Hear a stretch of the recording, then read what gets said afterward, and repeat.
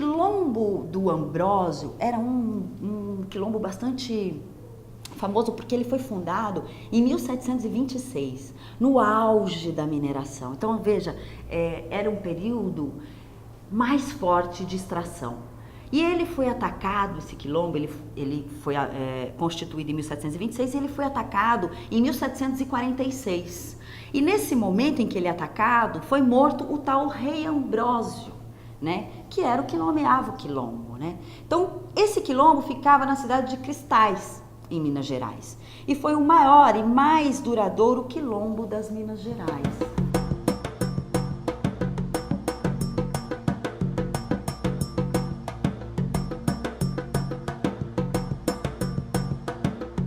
Então havia uma série de quilombos em Minas Gerais. A gente pensa sempre em um quilombo ou outro. Não, eles eram uma confederação de quilombos. E nesta região tinham mais ou menos 27 núcleos ou vilas ou quilombos. Quilombo do Gordum, Quilombo do Calunga, Quilombo do Cascalho, Quilombo Boa Vista, Quilombo Ambrósio, Quilombo do Cala-Boca, Quilombo Nova Angola, Quilombo Caeté. Eram mais de 20 mil habitantes nos quilombos mineiros. Na proporção de negro no século XVIII, era de 1 por 6, era 6 negros para um branco. Os quilombos eram praticamente aldeamentos, né? Então era o pequeno roçado da sobrevivência. Era basicamente o que o indígena fazia, né? Ou mesmo o que a gente vai ver nas comunidades tribais africanas, né? Então segue um pouco essa orientação que é muito próxima de sociedades gentílicas, sociedades tribais.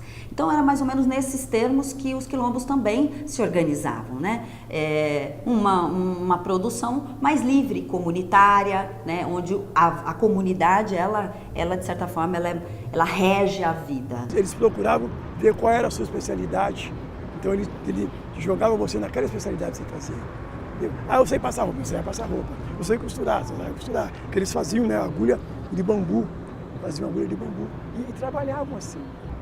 E uma coisa também que eles faziam escola, entendeu? Então, de repente, o próprio dialeto deles ali era difundido, né? Então, como era de várias etnias, eram vários dialetos, entendeu? Mas então eles ensinavam para um negro 4, 5, 6 dialetos, para ele poder se comunicar. E aí falavam que eles eram analfabetos. Não, eram analfabetos na língua portuguesa, porque muitos vieram como príncipe, entendeu? Eram príncipes, eram reis. As autoridades morriam de medo desses quilombos, porque eles realmente eram uma ameaça, né, ao poderio e submissão do trabalho escravo.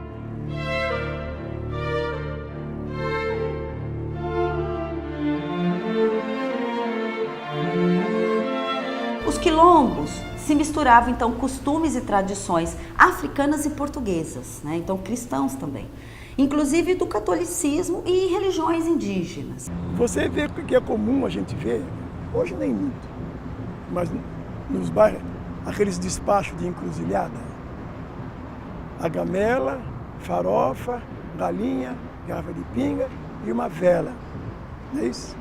Ah, isso é bruxaria. Não. Era coisas que os negros que estavam na fazenda deixavam na encruzilhada, saber que ali ia passar algum negro fujão. Era para ele se alimentar. A farofa, porque é uma coisa que sustenta. A pinga, que era para ele, não tinha roupa, para ele esquentar. E as velas, era para o animal não vir comer a comida dele. na encruzilhada, porque alguém ia passar daqui para lá, alguém ia passar daqui para cá. No início do período setecentista, com a decadência da mineração, veja, fica muito caro você manter um escravo.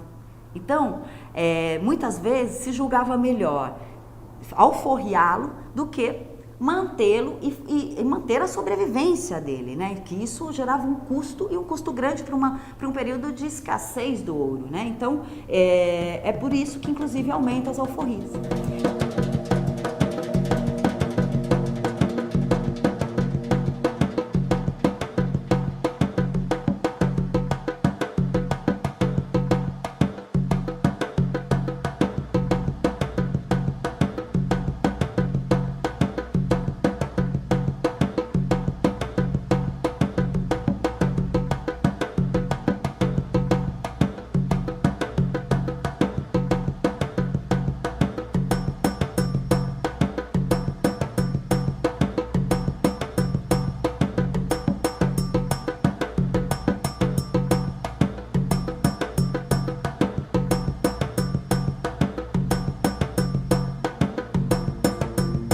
E aí, quem é branco e quem é negro no Brasil? Se amarrar minha mão, eu não falo. Por quê? Eu sou do Bexiga. A minha mãe era da Calábria, né? Calabresa. O meu pai é um negãozão. E o Bexiga era isso aqui.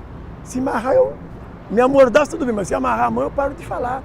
E esse é o Brasil. Que navio é esse que chegou agora?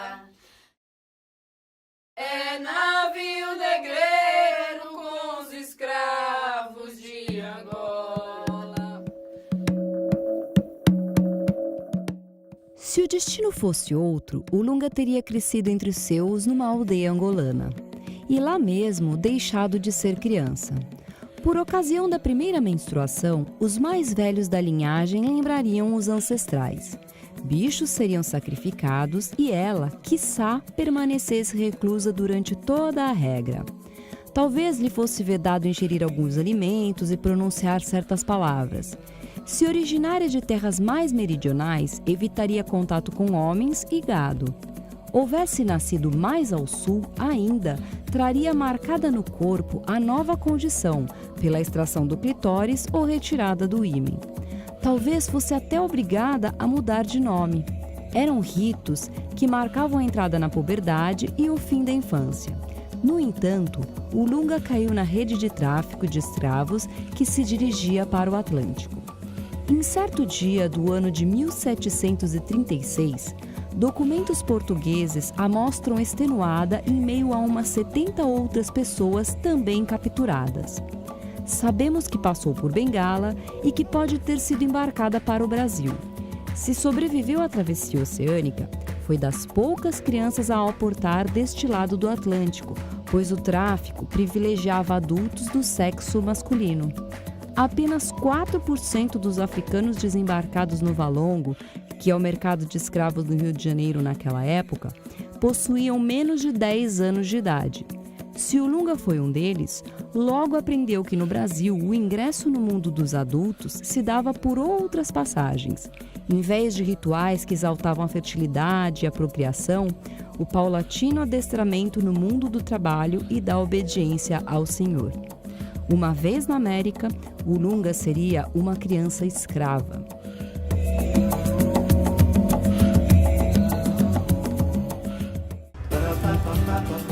Gente, melhor sacada de Ouro Preto. Olha só.